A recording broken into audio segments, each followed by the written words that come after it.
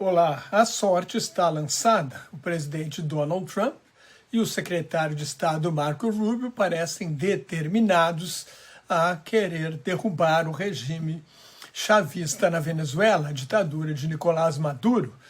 Nesta noite houve uma reunião do Conselho de Segurança Nacional da Casa Branca para traçar os próximos passos. No dia 21 de novembro, Trump deu um ultimato a Maduro pelo telefone para que renuncie. O ditador venezuelano concordou em princípio, mas iria para o asilo num país aliado, China, Rússia, Irã, talvez até a Turquia, tem um clima mais ameno. Mas Maduro exigiu anistia para ele, a família e mais de 100 altas autoridades do regime venezuelano. Trump não aceitou, não houve acordo, e o prazo dado a Maduro para que renunciasse era de uma semana, acabou em 28 de novembro. Os Estados Unidos enviaram para a região antes disso um grupo de combate naval liderado pelo porta-aviões Gerald Ford, que é o maior navio de guerra do mundo.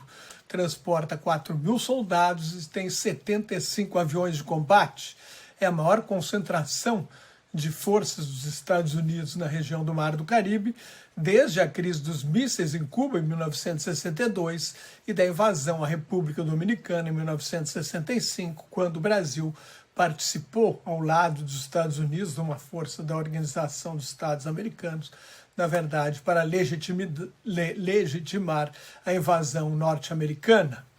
Ao todo, no momento, há 11 navios com 15.000 soldados dos Estados Unidos na região, além do maior porta-aviões do mundo, um cruzador que dispara mísseis, 3 contra-torpedeiros, um navio de assalto anfíbio e navios de apoio.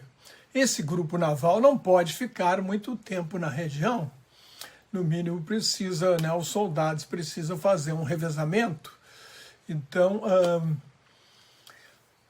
o presidente Donald Trump está sob pressão para tomar uma decisão. Oficialmente, Trump alega estar combatendo o tráfico de drogas na região.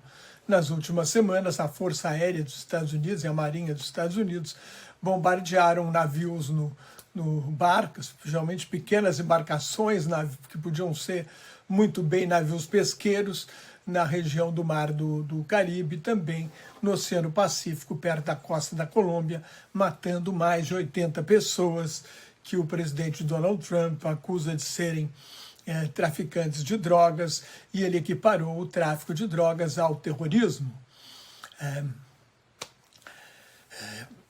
Com certeza não precisa desse superpoderio militar, esse superpoder de fogo para enfrentar traficantes de drogas.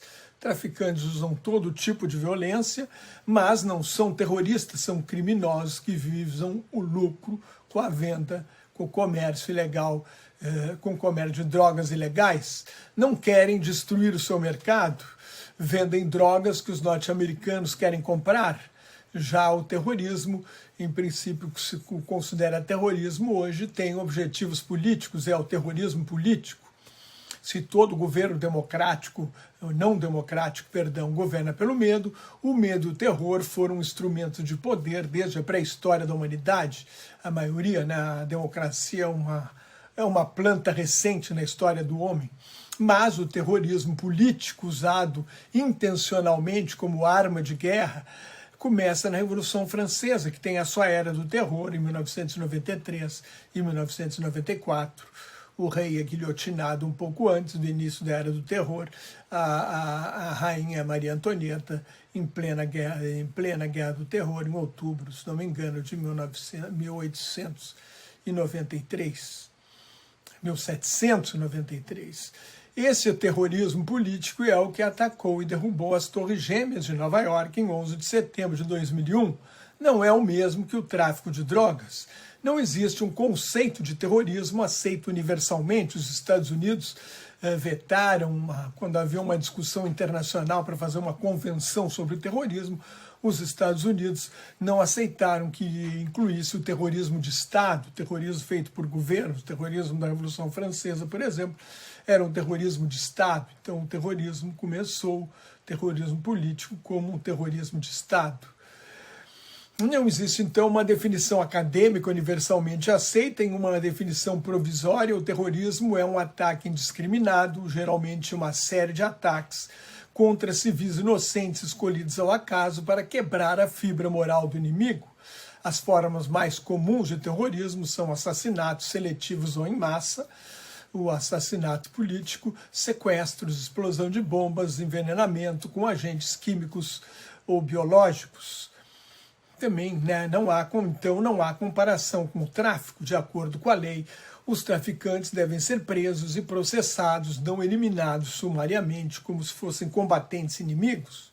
No fim de semana, o jornal The Washington Post revelou que num dos ataques a um pequeno barco no Caribe, houve 2 sobreviventes que foram mortos no segundo ataque, o que pode ser enquadrado como crime de guerra, já que não ofereciam o menor perigo.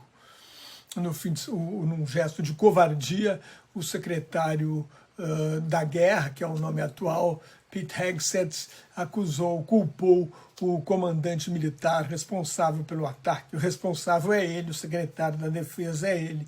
A responsabilidade termina nas mãos dele e do presidente Donald Trump. No fim de semana, Trump mandou fechar o espaço aéreo da Venezuela. Não precisa de tanta força para combater o narcotráfico. Isso seria uma indicação de que pretenderia fazer um ataque aéreo na Venezuela.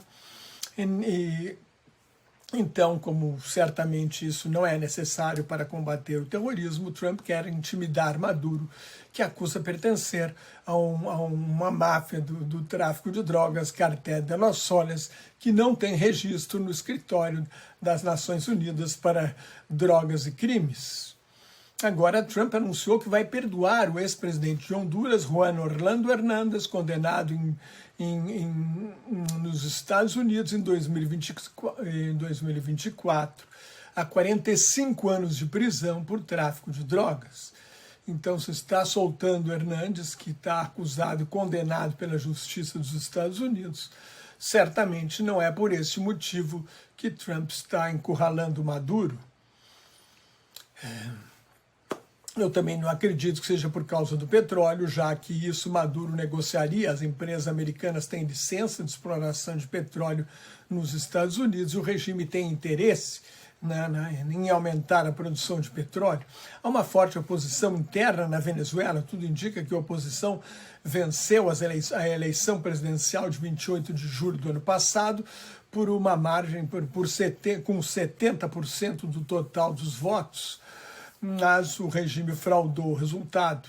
A oposição é totalmente impotente. A líder oposicionista Maria Corina Machado, que venceu a primária do ano passado, mas foi proibida de concorrer e ganhou o Prêmio Nobel da Paz deste ano, torce abertamente por uma intervenção militar nos Estados Unidos, que não recomenda o prêmio. O comentarista Lourival Santana, da CNN Brasil, um dos jornalistas especializados que mais entendem de política internacional no país, afirmou que os Estados Unidos estão prontos para fazer bombardeios pontuais a portos e aeroportos, por exemplo, sob a alegação de que são usados por traficantes, com um objetivo maior de abalar o regime chavista. Eu não acredito que Trump mande soldados dos Estados Unidos para uma invasão à Venezuela. As mortes seriam inevitáveis. Uma das piores imagens para o presidente dos Estados Unidos é ver soldados voltando para casa dentro de caixões enrolados na bandeira. A Venezuela tem forças armadas, tem milícias chavistas que matariam muitos norte-americanos.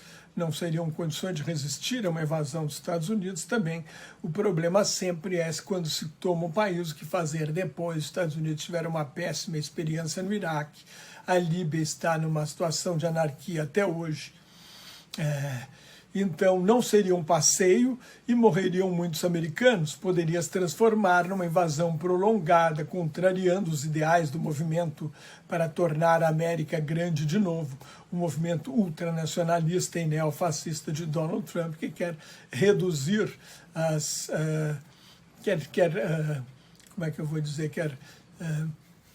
voltar o governo para dentro dos Estados Unidos, acabar com esses compromissos internacionais, acabar com essa postura de polícia do mundo, quer se isolar, na verdade, a palavra é essa, me faltou. Com uma oposição impotente e pouca chance de uma intervenção militar, pelo menos de uma intervenção militar que seja capaz de derrubar o regime, a aposta de Trump seria numa rebelião militar dentro do próprio regime, que é uma cleptocracia que distribui benesses a 2.000 generais e tem um esquema de segurança rígido dirigido pelo Serviço Secreto Cubano. Trump ofereceu uma recompensa de os Estados Unidos oferece uma recompensa de 50 milhões de dólares pela prisão ou pela captura ou morte de Maduro, ou seja, está estimulando alguém lá dentro a tentar fazer isso, mas ele é fortemente protegido pelo regime comunista cubano e que cuida da segurança da cúpula do regime venezuelano em troca do petróleo subsidiado. Trump e o secretário Rubio acreditam que a queda do chavismo derrubaria o regime cubano, que depende do petróleo venezuelano. É isso aí por enquanto, vamos aguardar o desenrolar desses fatos muito graves na América do Sul, risco de uma guerra, mesmo que seja só um bombardeio. Mas é isso aí, por enquanto, até mais, tchau.